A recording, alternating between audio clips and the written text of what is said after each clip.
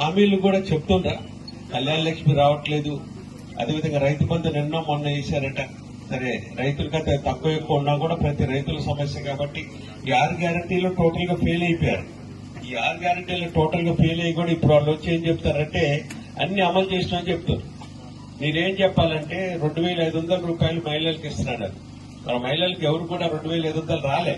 అయినా కూడా ఇప్పుడు ఎంపీ ఎన్నికలు ఉన్నాయని చెప్పేసి మళ్ళీ ఒకసారి ఎన్నికల గురించి మళ్ళా అదే తప్పు. వాళ్ళు అంతకుముందు అంతే చెప్పారు, ఇప్పుడు అంతే చెప్తారు. 6 గ్యారంటీలు అమలు చేసినాం, ఒకే మాట వాళ్ళు మాట్లాడితే. ఏ గ్యారంటీ కూడా అమలు చేయలేదు. ఇది ఏదైతే ఉందో ఇప్పుడు పెన్షన్ కూడా మనం 4,000 ఇస్తున్నారు. పెన్షన్ 4,000 ఇవ్వలేదు. అదేవిధంగా మహిళలకి 2,500 రాలేదు, గ్యాస్ కి రాలేదు. ఇవన్నీ కూడా రైతు బంధు. ఈవీఎంలో మొదటి ఈవీఎంలు ఇంకా 2-3 ఉన్నా కూడా మరి ముందు ఏంటంటే మొదటి ఈవీఎం నెంబర్ 1 గుర్తు. ఆ 1 గుర్తు మీద పక్కన నా పేరు తెలుగులో ఉంటది, నామా నాగేశ్వరరావు అని. దాని పక్కన నా బొమ్మ కూడా ఉంటది, ఫోటో ఉంటది. ఫోటో పక్కన మన కారు గుర్తు ఉంటది. ఇది మట్టికి కారు గుర్తు పక్కన బటన్ ఉంటది.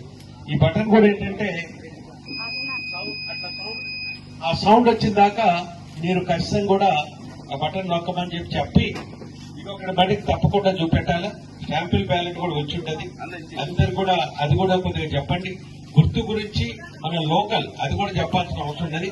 మన నామా నాగేశ్వరరావు ఓడినా గెలిచినా ఇక్కడే ఉండే మనిషి. ఇంతకుముందు నేను ఎప్పుడు ఇదైనా కూడా మీ మధ్యనే ఉన్న 25 సంవత్సరాల నుంచి. అందుకని ఆ విషయం కూడా మంచిగా చెప్పాలని మిమ్మల్ని మనస్ఫూర్తిగా కోరుకుంటూ ఖచ్చితంగా 4-5 రోజులు ఖచ్చితంగా మంచిగా నైట్ అండ్ డే పనిచేయాలని కోరుకుంటూ వాళ్ళ ఆ రోజున బూత్ యాక్చువల్గా ఓటింగ్ రోజున మటుకి ఒకళ్ళు ఎవరు కూడా అక్కడ నుంచి కదలకూడదు. ప్రజలందరూ కూడా ఓటు వేయడానికి రెడీగా ఉన్నారు. కాకపోతే మనం పోయి ఓటు అడగాలి. ఎందుకు ఓటు అడగాలంటే అంతకుముందు 10 సంవత్సరాలలో మనం ఎట్ట చేసి చూసుకున్నాం. ఇప్పుడు ఈ హామీలు కూడా చెప్తుండ్రా. కళ్యాణ లక్ష్మి రావట్లేదు, అదేవిధంగా రైతు బంధు నిన్న మొన్న వేశారట. సరే, రైతులకు అయితే తక్కువ ఎక్కువ ఉన్నా కూడా ప్రతి రైతుల సమస్య కాబట్టి ఈ 6 గ్యారంటీలు టోటల్ గా ఫెయిల్ అయిపోయారు. ఈ 6 గ్యారంటీలు టోటల్ గా ఫెయిల్ అయ్యి కూడా ఇప్పుడు వాళ్ళు వచ్చి ఏం చెప్తారంటే అన్ని అమలు చేసినా చెప్తారు. మీరేం చెప్పాలంటే 2,500 రూపాయలు మహిళలకు ఇస్తున్నాడు. మన మహిళలకు ఎవరు కూడా 2,500 రాలే. అయినా కూడా ఇప్పుడు ఎంపీ ఎన్నికలు ఉన్నాయని చెప్పేసి మళ్ళీ ఒకసారి ఎన్నికల గురించి మళ్ళా అదే తప్పు. వాళ్ళు అంతకుముందు అంతే చెప్పారు, ఇప్పుడు అంతే చెప్తారు. 6 గ్యారంటీలు అమలు చేసినాం, ఒకే మాట వాళ్ళు మాట్లాడితే. ఏ గ్యారంటీ కూడా అమలు చేయలేదు. ఇది ఏదైతే ఉందో ఇప్పుడు పెన్షన్ కూడా మనం 4,000 ఇస్తున్నారు. పెన్షన్ 4,000 ఇవ్వలేదు. అదేవిధంగా మహిళలకి 2,500 రాలేదు. బటన్ ఉంటది. ఈ బటన్ కూడా ఏంటంటే ఆ సౌండ్ వచ్చిన దాకా మీరు ఖచ్చితంగా కూడా ఆ బటన్ నొక్కమని చెప్పి ఇక్కడ బడికి తప్పకుండా చూపెట్టాలా. శాంపిల్ బ్యాలెట్ కూడా వచ్చి ఉంటది.